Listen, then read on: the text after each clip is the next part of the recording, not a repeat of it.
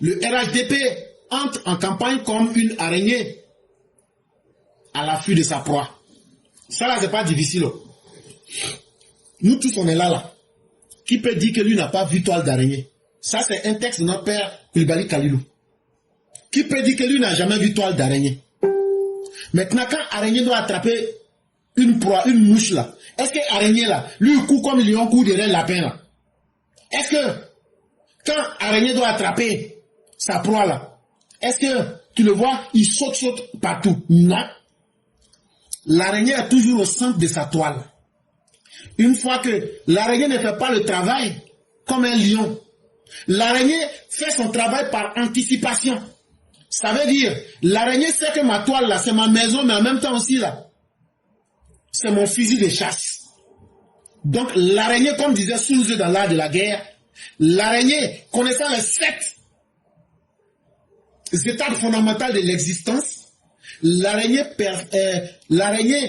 prend donc sur elle la possibilité de se contenir en elle-même, de fournir le moins d'efforts, mais d'avoir l'impact le plus grand qu'il faut. Une mouche est là, il y a une mouche qui était là, on te dit, et toi là, il faut arrêter. Il faut arrêter. Mouche cesse. La mouche là ne veut pas écouter. Et un jour là, tu vas avoir des problèmes. Hein. Mouche dit...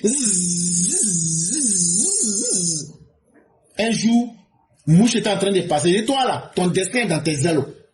Mouche me dit, parole de frustré. C'est la mouche là qui me parle comme ça. Je dis, l'avenir là, on va voir. Un jour, mouche est venu, tourne. Il allait s'asseoir sur caca d'abord. Quand il allait s'asseoir sur caca, c'est dans le WC public. Après maintenant, mouche vient, il bat ses ailes devant moi et puis il est en train de dire, mais pourquoi quoi devant moi? Il avait caca sur ses pieds là. Un coup, que non, que lui va venir s'asseoir sur moi.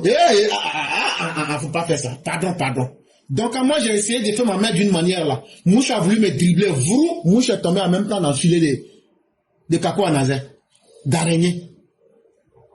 Il dit, aïe. Donc moi j'étais là. Et qu'est-ce qui s'est accompli? La loi de la nature. La loi de la nature, oui. Quand elle est rentrée là, il dit, il va s'en sortir là. La toile de l'araignée s'est mélangée dans son pied. Il dit, mouche, je t'avais conseillé. Voilà maintenant, tu es devenu maintenant documentaire. Bon, nous, on s'en va en campagne là. Notre stratégie là, c'est comme la stratégie de l'araignée. La structuration du RHDP pour la campagne présidentielle de 2025 peut être lue à travers le prisme des théories organisationnelles. Notamment la métaphore de l'araignée, couramment mobilisée en analyse stratégique, comme disait Minkberg 1982, ou encore Crozier et Fieldberg en 1997. Dans cette configuration, l'araignée symbolise un système où la centralité, les interactions horizontales et les ancrages locaux coexistent pour former un dispositif organique à la fois souple et résilient. Quand toi-même tu vois toile d'araignée là, tu dis, ah ça là, ce n'est rien. Hey, faut pas rentrer dedans. Si tu tombes dans le piège là, pour toi, elle finit comme ça. Quand tu regardes, tu vas sous-estimer. Mais en même temps, c'est un dispositif là. C'est redoutable. Hein? C'est organique. Ça veut dire, tous les millimètres sont vivants. Faut toucher seulement un côté. Tu vois directement l'information remonte à l'araignée. C'est souple, mais c'est très solide. C'est comme ça que nous, on va faire notre campagne. Comme toile d'araignée. Et donc, la première partie de la toile d'araignée, ça va être le cœur même du système, là, c'est la DNC. C'est la Direction Nationale de Campagne. En réalité, c'est le centre de coordination et le centre opérationnel. C'est notre bunker, quoi. Notre bunker. C'est notre poste avancé. Au cœur de la toile, la DNC se positionne comme le centre décisionnel équivalent au cerveau et au cœur de l'araignée. Elle assure la double fonction de conception, d'orientation et de régulation. Donc, c'est comme un être humain là. Si tu n'as pas ton cœur et ton cerveau, est-ce que tu peux vivre? Donc, la direction nationale de campagne a un double rôle. C'est le cerveau de notre campagne, mais en même temps le cœur de l'araignée. Ça veut dire le cœur du dispositif. Et c'est ce que Mindberg appelait au sommet stratégique, garant de la vision et du pilotage global. C'est eux qui vont diriger. Et puis maintenant, ils sont assis. Et puis ils disent, cœur va dire à cerveau, ah, toi, tu penses quoi? Maintenant, cerveau va dire, je pense que c'est bon. Maintenant, cerveau va répondre à cœur, ah, mais toi-même là, est-ce que tu sens, est-ce que le son est bon? Parce que le cœur, lui, ne sent pas les émotions. Il va demander à cœur, cœur, est-ce que tu sens, est-ce que le volume est bon? Là, ouais, je sens ça, je sens ça. Là, cerveau va, et maintenant, cœur va dire à cerveau, mais comment toi-même là, comment est-ce que toi-même tu veux qu'on planifie de votre travail ensemble? C'est comme ça. Donc, dans la DNC là, vous aurez un comité stratégique et un comité de réflexion.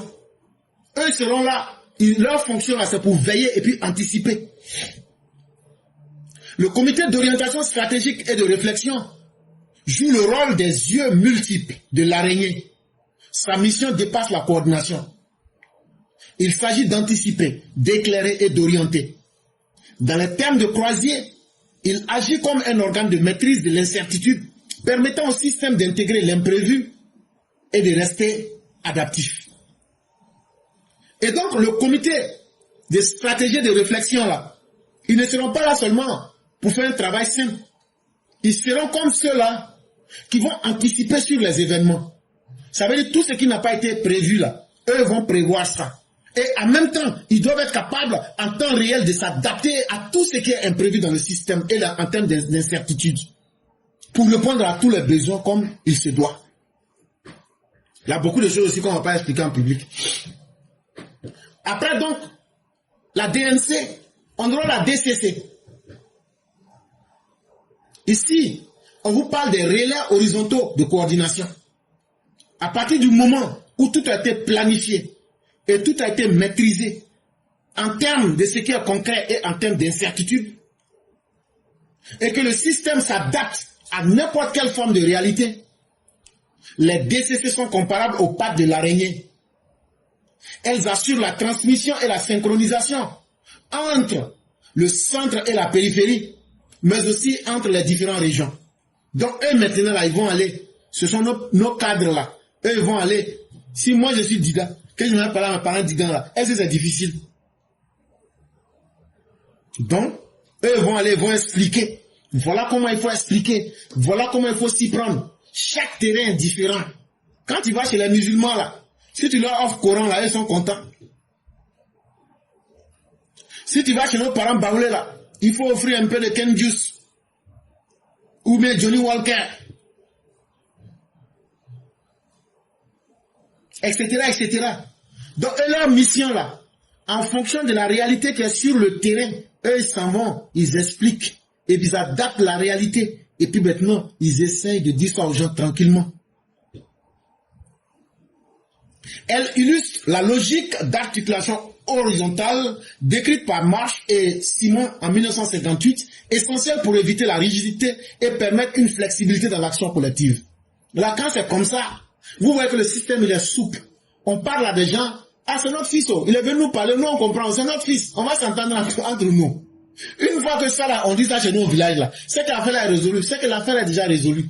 Ah c'est notre fils, il y a longtemps il venait pas. Oh. Ah mais tu es venu pourquoi? Ah, c'est le président Ouattara qui m'a envoyé. Oh. Ah si c'est pour le président Ouattara là, ah comme même pris du cacao, ok. Le président Ouattara dit quoi? Il va expliquer à tes parents en langue. Tu vas pas leur expliquer comme si c'était à Abidjan. Et ça, qu'est-ce que ça fait? Ça rend le message souple. Ça rend le message flexible. Le message n'est pas dur. Et puis, quelque chose qui est souple là, ça passe facilement. Et eux seront accompagnés dans leurs tâches par les DRC, les ancrages locaux. Eux vont constituer le point d'ancrage de la toile sur le terrain. Ils assurent l'adaptation des consignes aux réalités régionales et la remontée d'informations stratégiques.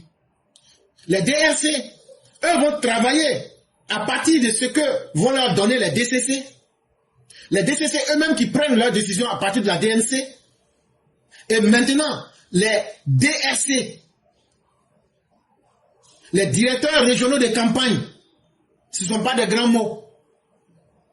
Les directeurs régionaux de campagne, eux maintenant là, eux vont voir, ah, ce que vous nous avez demandé de faire, on est en train de faire, ça marche, ok, c'est bien. Ah, ça marche, mais là, il y a tel problème, hein, en termes d'information stratégique, là, ça là, c'est comme ça, on n'a qu'à voir. Ils vont faire remonter ça en temps réel. Ils s'inscrivent dans une logique de subsidiarité. Leur rôle confirme que la structure n'est pas seulement descendante, mais également interactive.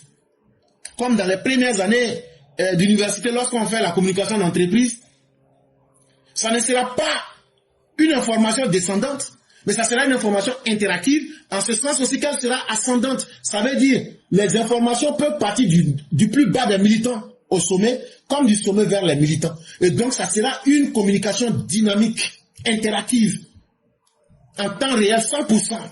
Aucun détail ne sera négligé. Parce qu'en réalité, la structure comme en face, c'est une structure systémique et réactive. L'interaction entre ces organes révèle un modèle systémique où la circulation de l'information et l'adaptation continue garantissent la solidité et la résilience de la structure. L'araignée devient ainsi une métaphore d'un réseau apprenant. Maintenant, l'histoire de l'araignée que je vous ai racontée là, ne voyez pas ça comme si c'est une histoire que je raconte.